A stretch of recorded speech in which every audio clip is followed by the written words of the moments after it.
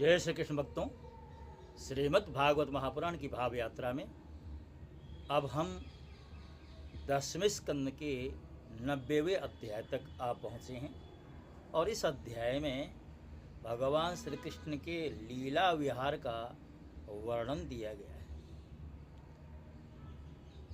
सुखदेव जी कहते हैं कि राजन, द्वारका नगरी की छटा अलौकिक थी। उसकी सड़कें मद चूते हुए मत वाले हाथियों, सुसज्जित योद्धाओं, घोड़ों और स्वर्णमय रथों की भीड़ से सदा सर्वदा व्याप्त रहती थीं। जिधर देखिए उधर ही हरे भरे उपवन और उद्यान लहरा रहे हैं। पांत के पांत वृक्ष फूलों से लदे हुए थे और पक्षी उन पुष्पों में या उन उपवन के वृक्षों पर आरूढ़ होकर के चहक रहे हैं, कलरव कर रहे हैं।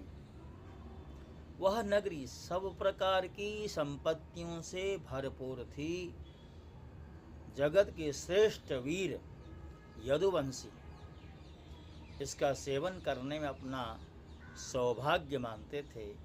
वहाँ की स्त्रियाँ सुंदर वेशभूषा से विभूषित थीं और उनके अंग अंग से युवावस्था की छटां छिटकती थीं और वे जब अपने महलों में गेंद आदियों के द्वारा खेलती थीं, उनका कोई अंग कभी दिख जाता तो ऐसा जान पड़ता मानो बिजली चमक रही।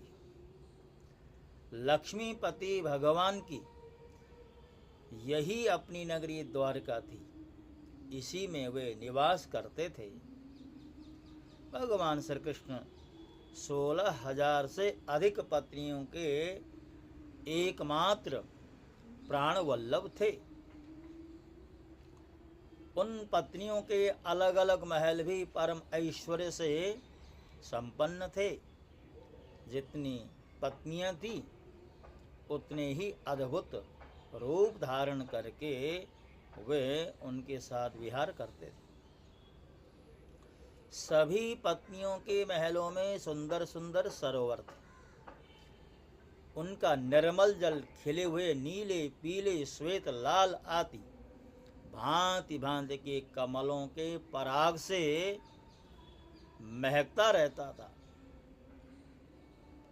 उनमें झुंड के झुंड हंस, सारस आदि सुंदर सुंदर पक्षी चहकते रहते थे।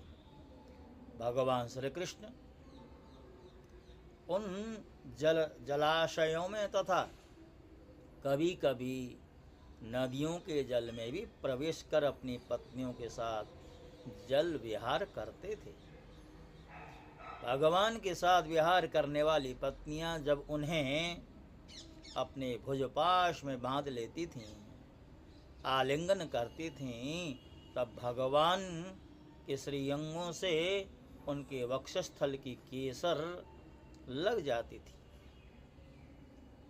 उस समय गंधर्व उनके यश का गान करने लगते और सूत, मागध एवं वंदीजन आनंद से मृदंग, ढोल, नगारे और वीणा आदि बाजे बजाने लगते। भगवान की पत्नियां कभी कभी हंसते हंसते पिचकारियों से उन्हें भिगो देती। वे भी उनका वो तर तर कर देते। इस प्रकार भगवान अपनी पत्नियों के साथ क्रीड़ा करते मानो यक्षराज कुबेर यक्षिणियों के साथ विहार कर रहे हो। उस समय भगवान की पत्नियों के वक्षस्थल और जंगा आदि अंग वस्त्रों के भीग जाने से उनमें से झलकने लगते। उनकी बड़ी बड़ी चोटियां और जोड़ों में गूंथे हुए फूल गिरने लगते। वे उनके पास पहुंच जाती और इसी बहाने अपने प्रियतम का आलिंगन कर लेती। उनके स्पर्श से पत्नियों के हृदय में प्रेम भाव की अभिवृद्धि हो जाती, जिससे उनका मुख कमल खिल उठता है। ऐसे अवसरों पर उनकी शोभा और भी बढ़ जाएगा। उस समय भगवान श्री कृष्ण की वनमाला उन रानियों के वक्षस्थल पर लगी हुई केसर के रंग से रंग जाती। विहार में अत्यंत मग्न हो जाने के कारण घुंघराली अलकें उन्मुक्त भाव से लहराने लगती। वे अपनी रानियों के बार बार उनको भिगो देते। भगवान श्री कृष्ण उनके साथ इस प्रकार विहार करते मानो कोई गजराज हाथिनियों से घिरकर उनके साथ जल क्रीड़ा कर रहा हो। भगवान श्री कृष्ण और उनकी पत्नियां क्रीड़ा करने के पश्चात अपने अपने वस्त्राभूषण उतार कर उन नटों और नर्तकियों को दे देते, जिनकी जीव का केवल गाना बजाना ही होता था। राजन, भगवान इसी प्रकार उनके साथ विहार करते रहते। उनकी चाल ढाल, बातचीत, चितवन, मुस्कान, हास विलास और आलिंगन आदि से रानियों की चित्तवृत्ति उन्हीं की ओर खींची रहती। उन्हें और किसी बात का स्मरण नहीं रहता। राजन, रानियों के जीवन सर्वस्व उनके एकमात्र हृदयेश्वर भगवान श्री कृष्ण ही थे। वे कमलनयन श्याम सुंदर के चिंतन में ही इतनी मग्न हो जाती कि कई देर तक चुपचाप रहने और फिर उन्मत्त के समान असंबद्ध बातें कहने लगे। कभी कभी तो भगवान श्री कृष्ण की उपस्थिति में ही प्रेमोन्माद के कारण उनके विरह का अनुभव करने लगती और न जाने क्या क्या कहने लगती। मैं उनकी बात तुम्हें सुनाता हूँ। रानियां कहती, अरे कुररी, अब तो बड़ी रात हो गई है, संसार में सब और सन्नाटा छा गया है। देख, इस समय स्वयं भगवान अपना अखंड बोध छिपाकर सो रहे हैं और तुझे नींद नहीं आ रही।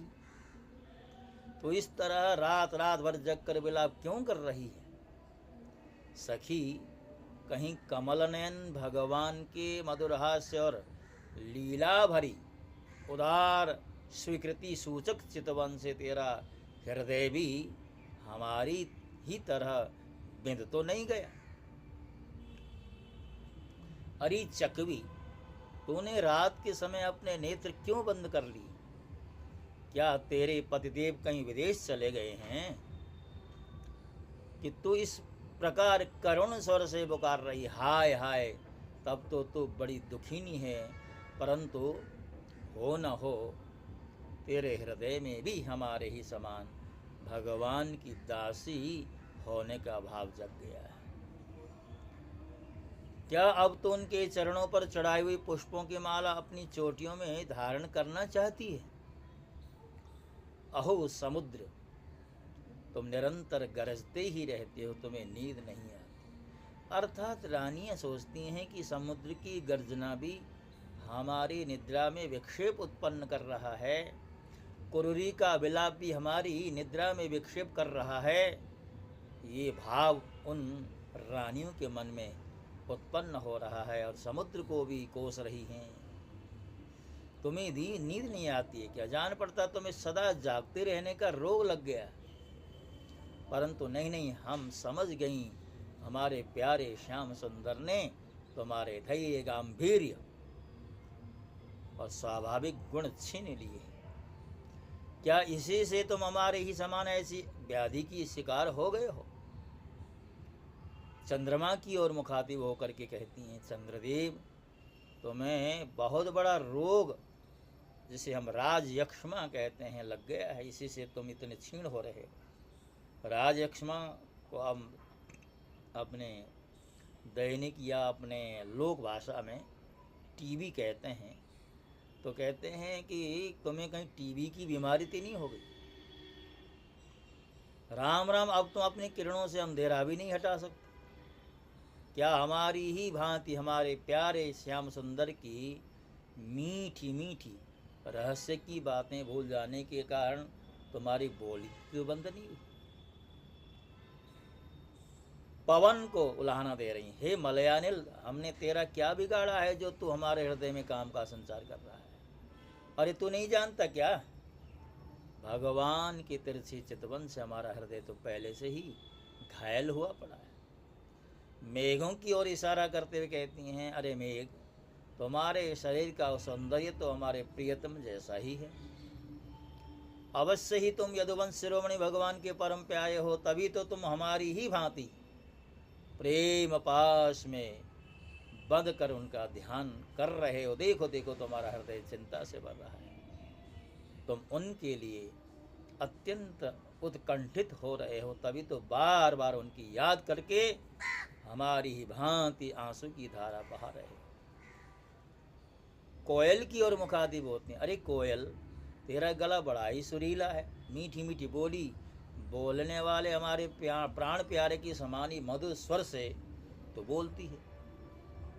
सचमुच तेरी बोली में अमृत घुला हुआ है, जो प्यारे के विरह से मरे हुए प्रेमियों को जिलाने वाली है। तू ही बता, इस समय हम तेरा क्या प्रिय करें? पर्वतों की ओर मुखातिब होकर के कहते हैं, अरे पर्वत, तुम तो बड़े उदार विचारक हो, तुमने ही पृथ्वी को धारण कर रखा है।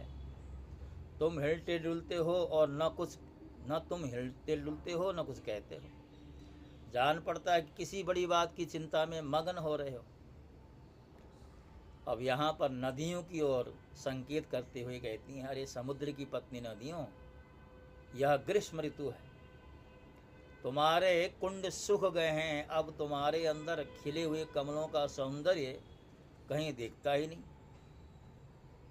तुम बहुत दुबली पत्ती हो गई हो। जान पड़ता है जैसे हम अपने प्रियतम श्याम सुंदर की प्रेम भरी चितवन न पाकर अपना हृदय खो बैठी हैं और अत्यंत दुबली हो रही हैं, वैसे तुम भी मेघों के द्वारा अपने प्रियतम समुद्र का जल न पाकर ऐसे दिन हो रही हो। हंस की ओर इशारा करते हुए कहती हैं, अरे हंस, आओ आओ, भले आए, स्वागत है, आसन पर बैठो, लो दूध पियो। प्रिय हंस, श्याम सुंदर की कोई बात तो सुनाओ। हम समझती हैं कि तुम उनके दूत हो, किसी के वश में न होने वाले श्याम सुंदर सकुशल तो हैं। अरे भाई, उनकी मित्रता तो बड़ी अस्थिर रहती, क्षण भंगुर। एक बात तो बताओ, उन्होंने हमसे कहा था कि तुम ही हमारी परम प्रियतमा हो, क्या अब उन्हें यह बात याद है? जाओ जाओ, हम तुम्हारी अनुनय विनय नहीं सुनते। जब वे हमारी परवाह नहीं करते तो हम उनके पीछे क्यों मरे? क्षुद्र के दूत हम उनके पास नहीं जाते। अच्छा, तब उन्हें यहाँ बुला लाना, हमसे बातें कराना, परंतु कहीं लक्ष्मी को साथ न ले आना। इस तरह श्री कृष्ण पत्नियां योगेश्वरेश्वर भगवान श्री कृष्ण में ऐसा ही अनन्य प्रेम भाव रखती थी, इसी से उन्होंने परम पद प्राप्त किया। भगवान श्री कृष्ण की लीलाएं अनेकों प्रकार से अनेकों गीतों द्वारा गान की गई हैं। उनकी लीलाओं की वे इतनी मधुर, इतनी मनोहर हैं कि उनके सुनने मात्र से स्त्रियों का मन बलात् उनकी ओर आकर्षित हो जाता है। फिर जो स्त्रियां उन्हें अपने नेत्रों से देखती थी, उनका के संबंध में तो कहना ही क्या है। जिन बड़भागिनी स्त्रियों ने जगत गुरु भगवान श्री कृष्ण को अपना पति मानकर परम प्रेम से उनके चरण कमलों को सहलाया, नहलाया, धुलाया, खिलाया, पिलाया, वह तरह तरह से उनकी सेवा की, उनकी तपस्या का वर्णन तो भलाई किया ही कैसे जा सकता है। राजन, भगवान श्री कृष्ण सत्पुरुषों के एकमात्र आश्रय हैं। उन्होंने वेदोक्त धर्म का बार बार आचरण करके लोगों को यह बात दिखला दी कि घर ही में धर्म, अर्थ और काम साधन, घर ही धर्म, अर्थ और काम साधन का स्थान है। इसलिए वे गृहस्थोचित श्रेष्ठ धर्म का आश्रय लेकर सद्व्यवहार कर रहे थे। राजन, मैं तुमसे कह चुका हूं कि उनकी रानियों की संख्या थी 16,108। उन श्रेष्ठ स्त्रियों में से रुक्मिणी आदि 8 पटरानियां और उनके पुत्रों का तो मैं पहले ही क्रम से वर्णन कर चुका हूँ। उनके अतिरिक्त भगवान श्री कृष्ण की और जितनी पत्नियां थी उनसे भी प्रत्येक की 10-10 पुत्र उत्पन्न हुए। यह कोई आश्चर्य की बात नहीं है, क्योंकि भगवान सर्वशक्तिमान और सत्य संकल्प है। भगवान के परम पराक्रमी पुत्रों में 18 तो महारथी थे, जिनका यह सारे जगत में फैला हुआ था। उनके नाम मुझसे सुनो। प्रद्युम्न, अनुद्ध, दीप्तिमान, भानु, सांब, मधु, बृहदभानु, चित्रभानु, वृक, अरुण, पुष्कर, वेदबाहु, श्रुतदेव, सुनंदन, चित्रबाहु, विरूप, कवि और न्यग्रोध। राजेंद्र, भगवान श्री कृष्ण के इन पुत्रों में भी सबसे श्रेष्ठ रुक्मिणी नंदन प्रद्युम्न थे। वे सभी गुणों में अपने पिता के समान ही थे। महारथी प्रद्युम्न ने रुक्मी की कन्या से अपना विवाह किया था। उसके गर्भ से अनिरुद्ध जी का जन्म हुआ। उनमें 10,000 हाथियों का बल था। रुक्मी के दौहित्र अनिरुद्ध जी अपने नाना की पोती से विवाह किया। उसके गर्भ से वज्र का जन्म हुआ। ब्राह्मणों के हिसाब से पैदा हुआ। मूसल के द्वारा यदुवंश का नाश हो जाने पर एकमात्र वे ही बचे रहे। वज्र के पुत्र हैं प्रतिबाहु, प्रतिबाहु के सुबाहु, सुबाहु के शांतसेन और शांतसेन के शतसेन। राजन, इस वंश में कोई भी पुरुष ऐसा न हुआ जो बहुत सी संतान वाला न हो तथा जो निर्धन, अल्पायु, अल्प शक्ति। राजन, यदुवंश में ऐसे ऐसे यशस्वी और पराक्रमी पुरुष हुए हैं जिनकी गिनती भी हजारों वर्षों में पूरी नहीं की जा सकती। मैंने सुना है कि यदुवंश के बालकों की शिक्षा देने के लिए 3,88,00,000 आचार्य थे। ऐसी स्थिति में महात्मा यदुवंशियों की संख्या तो बता ही कैसे जा सकती है। स्वयं महाराज उग्रसेन के साथ एक नील के लगभग सैनिक रहते थे। राजन, प्राचीन काल में देवासुर संग्राम के समय बहुत से भयंकर असुर मारे गए थे। वे ही मनुष्यों में उत्पन्न हुए और बड़े घमंड से जनता को सताने लगे। उनका दमन करने के लिए भगवान की आज्ञा से देवताओं ने ही यदुवंश में अवतार लिया था। हे राजन, उनके कुलों की संख्या 101 थी। वे सब भगवान श्री कृष्ण को ही अपना स्वामी एवं आदर्श मानते थे। यदुवंशी उनके अनुयायी थे। उनकी सब प्रकार से उन्नति हुई। यदुवंशियों का चित्त इस प्रकार भगवान श्री कृष्ण में लगा रहता था कि उन्हें सोते, बैठते, घूमते, फिरते, बोलते, खेलते, नहाते, धोते आदि कामों से मैं अपने शरीर की भी सुध नहीं रहती। वे जानते ही थे न थे कि हमारा शरीर क्या कर रहा है। उनकी समस्त शारीरिक क्रियाएं यंत्र की भांति अपने आप होती रहती थी। राजन, भगवान का चरण धोवन गंगा जी अवश्य ही समस्त तीर्थों में महान एवं पवित्र हैं, परंतु जब स्वयं परम तीर्थ स्वरूप भगवान ने ही यदुवंश में अवतार ग्रहण किया तब तो गंगा जल की महिमा अपने आप ही उनके स्वच्छ तीर्थ की अपेक्षा कम हो गई। भगवान के स्वरूप की यह कितनी बड़ी महिमा है कि उनके से प्रेम करने वाले भक्त और द्वेष करने वाले शत्रु दोनों ही उनके स्वरूप को प्राप्त हो। जिस लक्ष्मी को प्राप्त करने के लिए बड़े बड़े देवता यत्न करते रहते हैं, वे ही भगवान की सेवा में नित्य निरंतर लगी रहती है। भगवान का नाम एक बार सुनने अथवा उच्चारण करने से ही सारे अमंगलों को नष्ट कर देता है। ऋषियों के वंशजों में जितने भी धर्म प्रचलित हैं, सबके संस्थापक भगवान श्री कृष्ण ही हैं। वे अपने हाथ में काल स्वरूप चक्र लिए रहते हैं।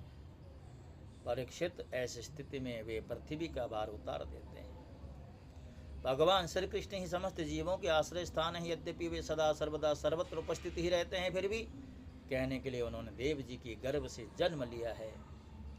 यदुवंशी और पार्षदों के रूप में उनकी सेवा करते हैं। उन्होंने अपनी भुजबल पर अधर्म का अंत कर दिया। और राजन, भगवान स्वभाव से ही चराचर जगत का दुख मिटाते रहते हैं। उनका मंद मंद उनकी मंद मंद मुस्कान से युक्त मुखार बिंद ब्रज स्त्रियों और परस्त्रियों के हृदय में प्रेम भाव का संचार करता है। राजन, प्रकृति से अतीत परमात्मा ने अपने द्वारा स्थापित धर्म मर्यादा की रक्षा के लिए दिव्य लीला शरीर ग्रहण किया और उसके अनुरूप अनेकों अद्भुत चरित्रों का अभिनय किया। राजन, जब मनुष्य प्रत्यक्षण भगवान श्री कृष्ण की मनोहारिणी लीला कथाओं का अधिकाधिक श्रवण कीर्तन और चिंतन करने लगता है, तब उसकी यही भक्ति उसे भगवान के परम धाम में पहुंचा देती है। यद्यपि काल की गति के परे पहुंच जाना बहुत ही कठिन है, परंतु भगवान के धाम में काल की दाल नहीं गलती, वह वहां तक पहुंच ही नहीं पाता।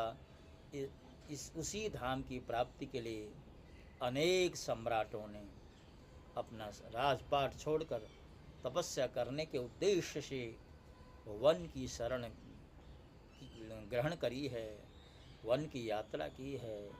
इसलिए मनुष्य को उनकी लीला कथाओं का ही श्रवण करना चाहिए। भक्तों, इसी के साथ साथ श्रीमद् भागवत का जो 10वां स्कंद है पूर्ण होता है। और जैसा कि आप जानते हैं, आरंभ से ही हमने तो मात्र जैसा भागवत में बताया गया है एज इट इज भाव के रूप में ही से आपके समक्ष प्रस्तुत करने का संकल्प लिया था, और उसकी पूर्ति की दिशा में हम यहाँ तक आ पहुँचे हैं। अब हमारे समक्ष 11वां और 12वां स्कंद है, और अध्यायों की कुल संख्या की बात करें तो 11वें अध्याय में 31 और 12वें में 13, कुल मिला करके 44 अध्याय शेष हैं। 335 में से मात्र 44 अध्याय अवशेष रहते हैं। जिस तरह आपने मेरे इस प्रयास का अनुमोदन किया है, स्वागत किया है, आगे भी करते रहें। और मेरे चैनल को यदि आपने अभी तक सब्सक्राइब नहीं किया है, आज इसी क्षण सब्सक्राइब करें। इसी प्रार्थना के साथ आपसे विदा होता हूँ। जय श्री कृष्ण। ओम नमो भगवते वासुदेव।